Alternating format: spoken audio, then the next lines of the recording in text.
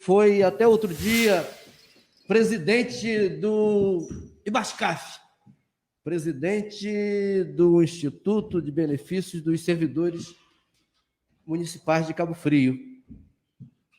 Renato, bom dia. Bom dia. Tudo bem? Maravilha, companheiro. Tamo pode junto? Abraçar, né? Não pode abraçar, né? A gente gosta de abraçar, de beijar, de apertar, mas em tempo de pandemia, a gente dá cotovelada, né? É isso aí. É isso aí. Não é canelada, é cotovelada. Canelada você levou, né? Então, Zé Renato, vamos, como diria aquele antigo narrador esportivo, sem mais delongas, né?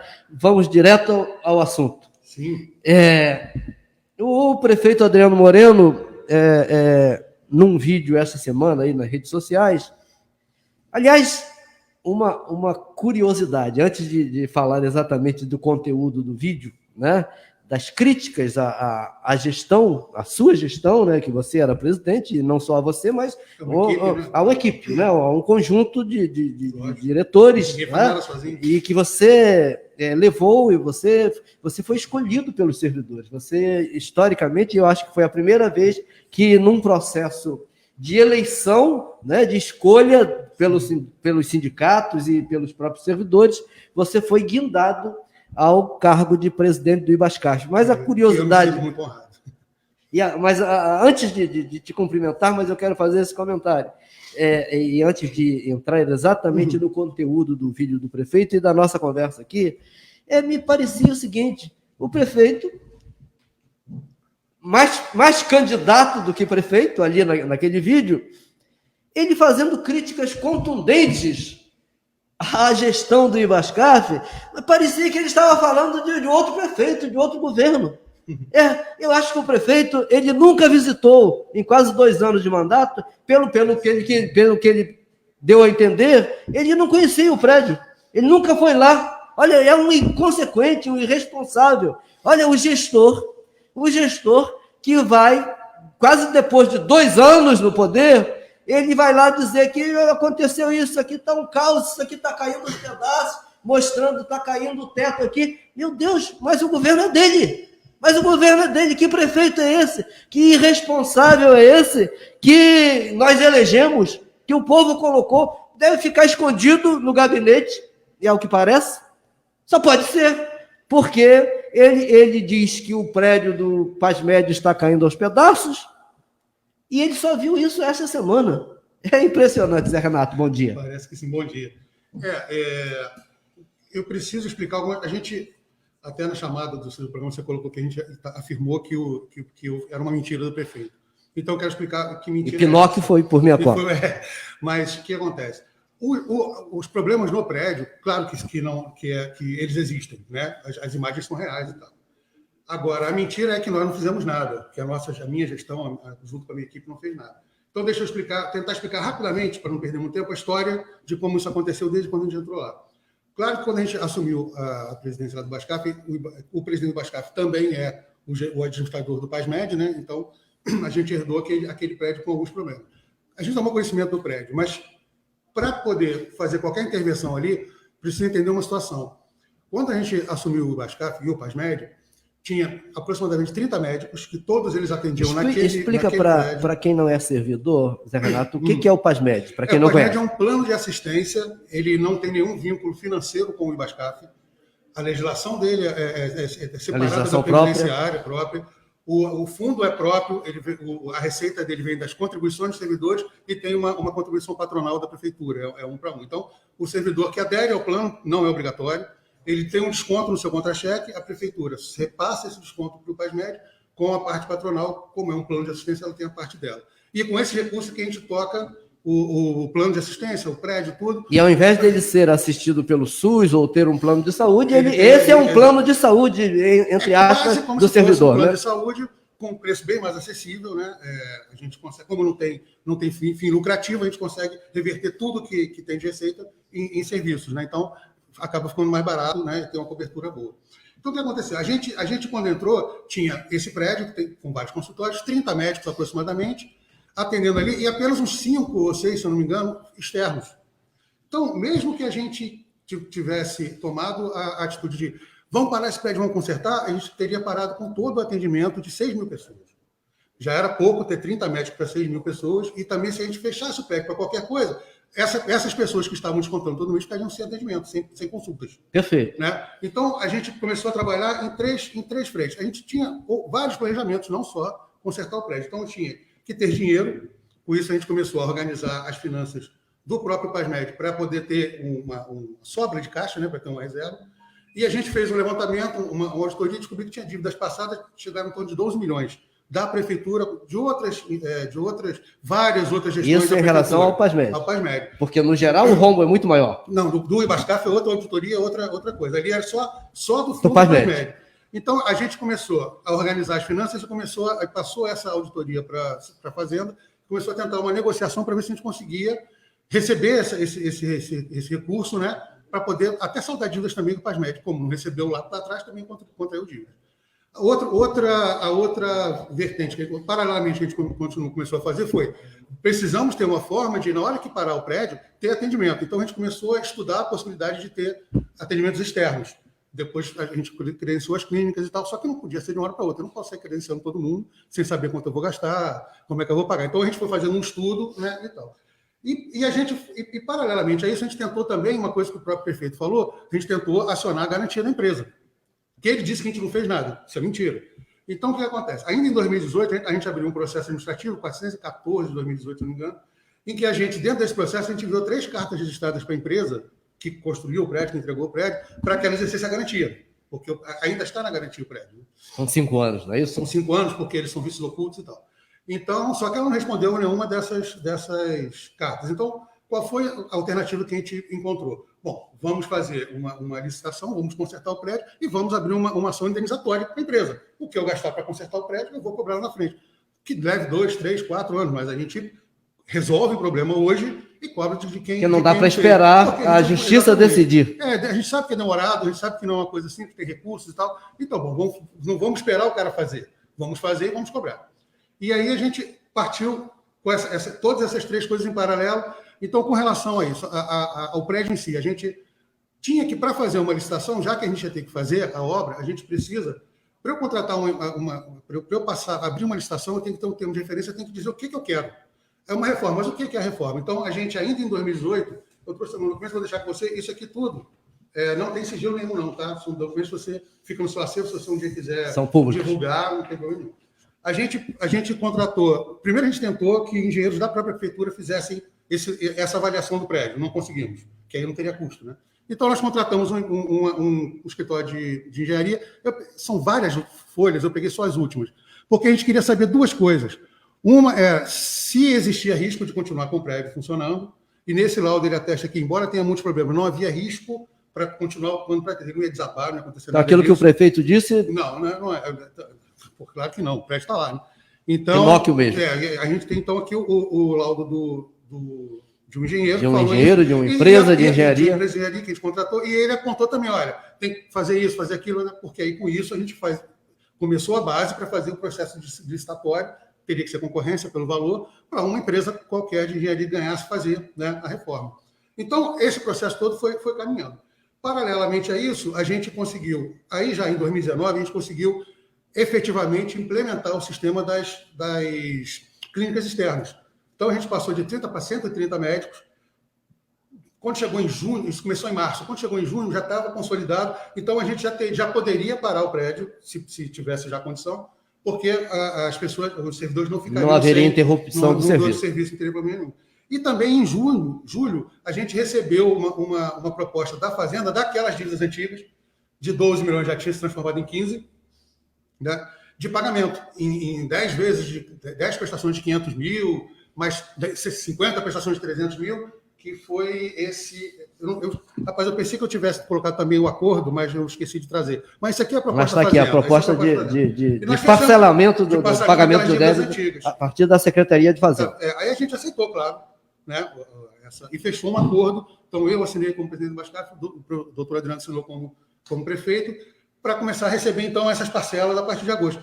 Aí a gente estava com quase tudo pronto mas muito bem alinhavado para poder fazer a reforma do prédio. A gente já tinha avançado, já tinha uma empresa, já tinha até ido lá no local fazer a vistoria para preparar o orçamento dela, mas precisava mais e tal, mais empresas, mas já estava caminhando. A gente já tinha um recurso, porque a gente tinha constituído um fundo de reserva nosso, como a gente conseguiu organizar todo o sistema financeiro do PASMED, e tinha o acordo assinado. Então, a gente, beleza, vamos passar para nosso planejamento. Primeira coisa que a gente fez, pagar descontos indevidos que aconteceram em 2015, 2016, o PASMED ficou suspenso, mas continuaram cobrando dos servidores a contribuição no contra-cheque. Então, a gente tinha que devolver esse dinheiro.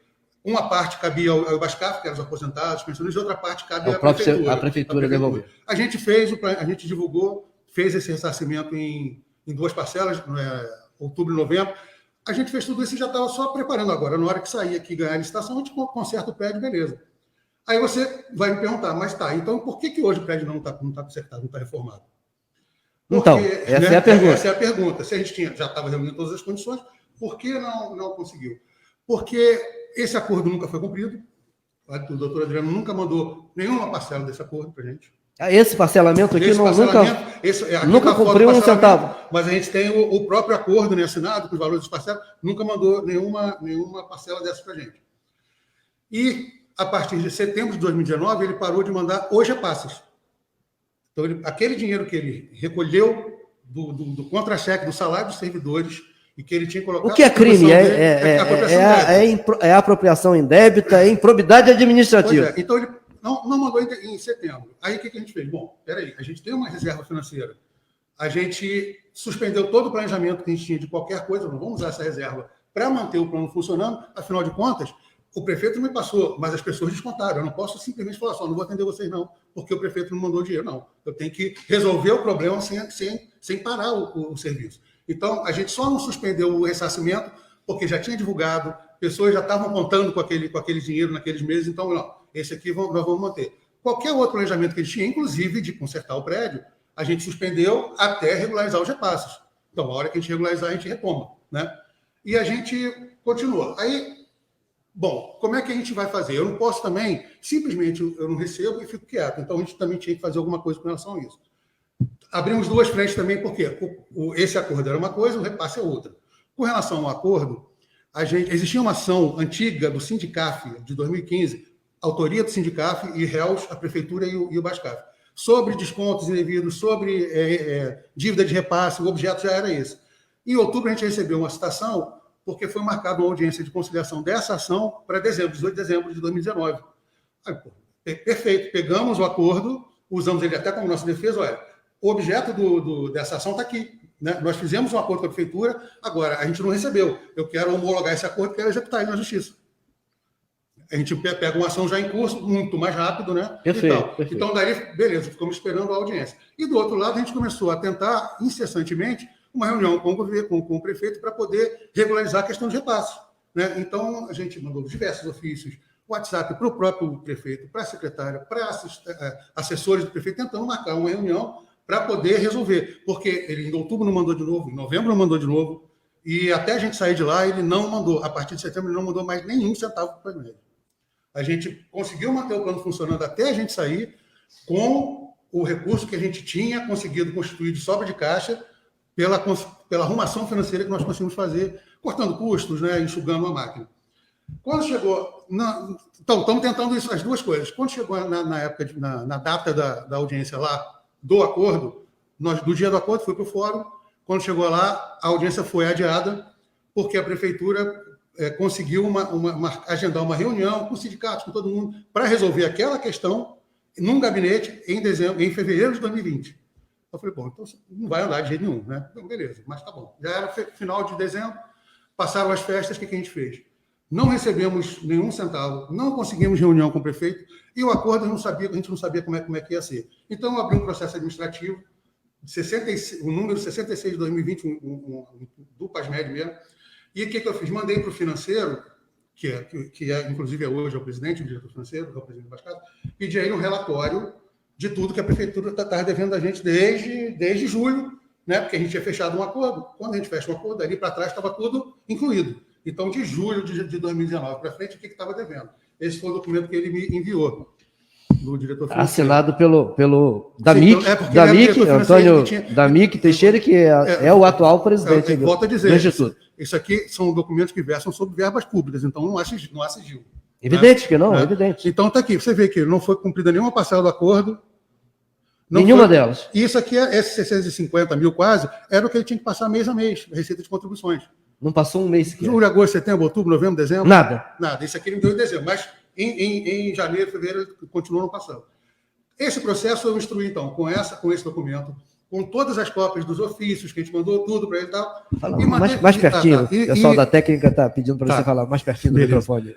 Então a gente instruiu esse processo com todas essas informações, o tamanho da dívida, os repasses que não foram feitos, os ofícios todos, os prints do WhatsApp que a gente tentou, tudo. E eu enviei para a Procuradoria do IBASCAF para a gente, com um despacho para abrir as ações judiciais cabíveis. Né? E, curiosamente, no dia seguinte que eu fiz esse despacho, todos nós fomos exonerados, inclusive a procuradora. Né? Foi toda a equipe exonerada? Eu tinha feito isso imediatamente antes, consegui fechar esse processo, né, esse processo administrativo, e enviei para a procuradoria. Está aqui todos os documentos que você vai precisar para abrir as ações. Estão aqui, toma. No dia seguinte foi todo mundo sem exonerado. Qualquer explicação, sem qualquer aviso, sem qualquer justificativa. Não, a gente não ficou sabendo. Eu fiquei sabendo que tinha sido. No dia que eu fui exonerado, eu fui chamado para a reunião na prefeitura. Inclusive, eu achei que finalmente fosse para ser sobre isso, né? Sobre essa questão dos repasses e tal. E não, foi para me avisar que eu tinha sido exonerado. Segundo. Aliás, essa é uma prática do prefeito. Quando ele fez aquele acordo lá com o empresário Mário Peixoto, que hoje está atrás das grades, ele fez exatamente isso também com o então secretário Carlos Ernesto. Ele o Carlos Ernesto só soube pela imprensa. Aquele acordo que resultou exatamente na exoneração do secretário Carlos Ernesto, e que foi para atender exatamente ao acordo feito pelo prefeito com o empresário Mário Peixoto, hoje atrás das grades, ou seja, a postura é a mesma. A prática não foi diferente em relação a vocês. Pois é. E uma outra coisa que a gente, às vezes, deixa escapar sobre esse vídeo é que, no final das contas, se a gente for ler nas entrelinhas, ele está caluniosamente me acusando de um crime de improbidade administrativa. Porque eu realmente não poderia, de um prédio público, num patrimônio público, sendo deteriorado, eu não fazer nada. Se eu não tivesse feito nada, realmente... Então, ele que cometeu o crime durante meses de apropriação indébita, está me acusando caluniosamente de ter cometido o crime de improbidade administrativa. Então, e agora, além disso, ao que parece, mandou para a Câmara. Como é que é essa questão agora? O prefeito quer acabar com o PASMED?